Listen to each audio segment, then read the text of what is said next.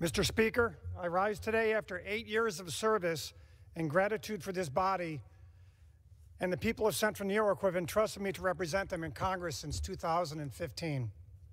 When I first ran for Congress, I left a job that I absolutely loved as a federal prosecutor, trying cases involving organized crime, murder, political corruption, drug trafficking, and every manner of awful crime you can imagine.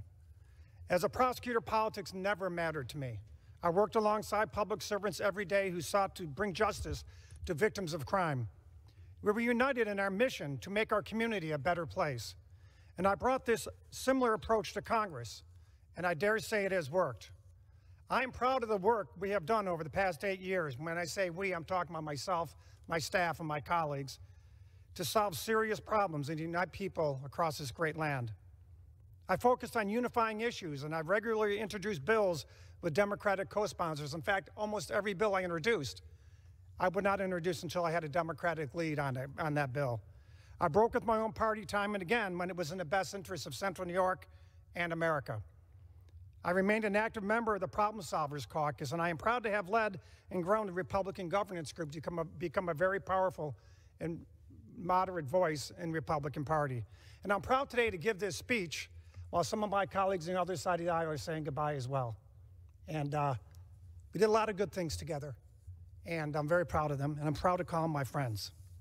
And I'm proud of this approach to governing, and I'm honored to have consistently ranked among the most bipartisan and effective members in all of Congress. That's not me ranking it or my friends, that's in independent groups. It yielded passage of nearly 100 bills in my name and the enactment of laws by presidents from both parties. And most importantly, I was able to work across party lines time and again to deliver results for Central New York. We delivered a bipartisan infrastructure package, secured historic investments for domestic semiconductor manufacturing in Central New York that has now brought a manufacturer to Central New York who's going to invest $100 billion in Central New York. Stunning. We lowered taxes for the middle class. We began work on addressing the opioid epidemic and mental health crisis. And we worked on efforts to strengthen cybersecurity, improve airport and transportation security, and protect our homeland. In the past year alone, we brought home nearly $9 million in funding for initiatives that will improve the quality of life across our district. And of course, this has not been a one-man operation. I could not have had these successes without a tremendous amount of support.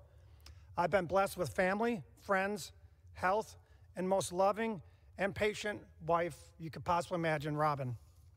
I've been supported by an incredible staff, some of whom I see here today, and I'm so glad you're here. I've been supported by faithful members across Central New York who diligently worked on the House Homeland Security Committee as well and to make our nation safer. 4 times my constituents in Onondaga, Cayuga, Wayne, and Oswego counties elected me to be their voice in Congress. And they have consistently provided me with valuable and oftentimes very frank input. And they've guided my decisions, to say the least. These constituents are not just Republicans, and they're not just Democrats, and they're not just independents, but they're all my constituents, and I profoundly understood that. And I'm eternally grateful for their input. Serving Central New York has been an honor that I can't possibly tell you.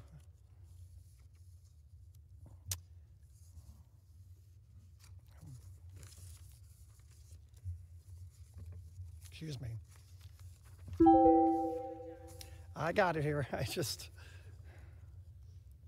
Finally, as my time in Congress comes to an end, I urge my colleagues, Republicans and Democrats, to consider the impact of working across the aisle as they seek the many challenges ahead. Through my 8 years in Congress, I've consistently drawn inspiration from the relationship between 2 diametrically opposed political giants from the 1980s, Ronald Reagan and Tip O'Neill. They were able to compromise and make progress on issues today that seem unfathomable: tax reform, tax cuts, immigration reform, and Social Security reform. Imagine trying to do that today in this divided House. They did it not because of personal political gain. They did it because of the love for the country, and we should all be instructed by that. While Congress is seemingly more divided than ever, our inability to find common ground is making us less competitive, on the world stage less prosperous, and getting in the ways of solving big problems. We were all sent here by our constituents to put the work in, to better our districts. And when there's only fights and no bipartisan cooperation, it's our constituents, not us, who suffer. And please remember that. I made working across the aisle a priority during my 8 years in the House, and I can leave here knowing I achieved real results along with my great team.